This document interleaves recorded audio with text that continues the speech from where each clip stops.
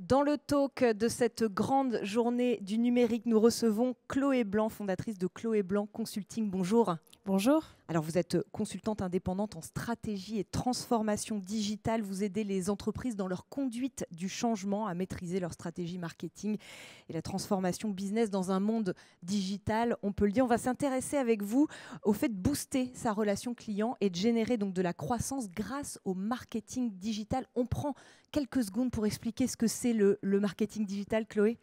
En effet, alors le marketing digital, c'est l'ensemble des expertises, des techniques marketing qui utilisent les canaux digitaux pour faire connaître une marque, pour promouvoir des produits et des services, et donc pour générer une relation et un engagement avec des prospects, des clients ou des futurs talents pour une entreprise. Voilà, c'est beaucoup plus clair. Maintenant, on se demande un peu quel est l'intérêt de mettre en place du marketing digital pour des experts comptables. Alors en effet, il y a plein de raisons. Je vais en évoquer quelques-unes aujourd'hui. La première, c'est de pouvoir s'adapter et rester compétitif dans un monde incertain et complexe.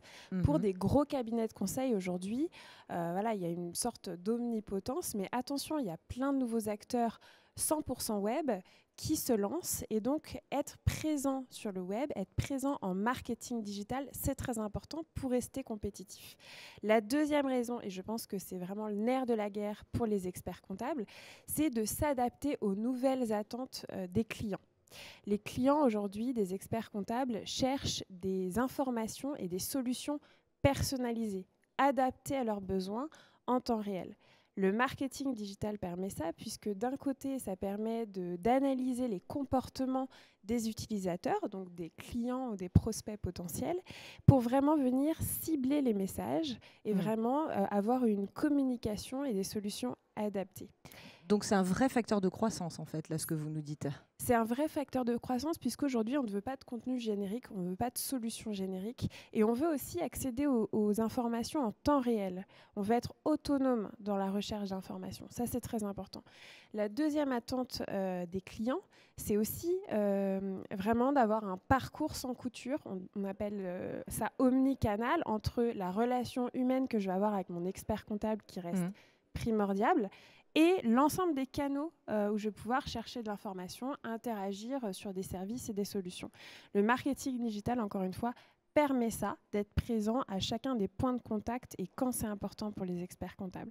On voudrait bien, Chloé Blanc, que vous nous donniez quelques bonnes pratiques, parce que tout ça paraît quand même assez complexe. Il y a des choses sur lesquelles il faut prioriser, des actions à mettre en œuvre.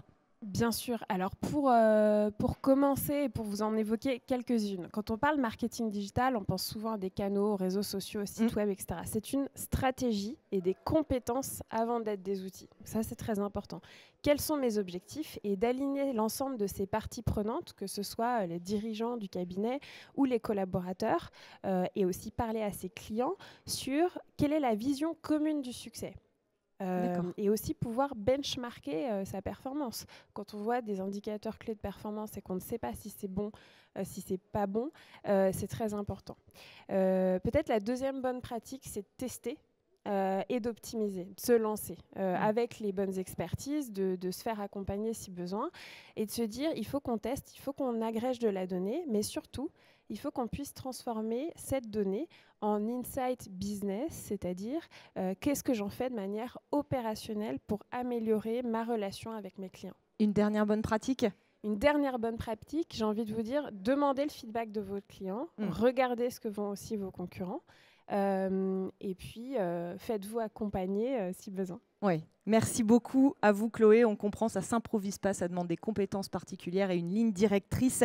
Merci à vous et on se retrouve tout de suite pour une nouvelle vidéo sur le plateau du Talk. Merci.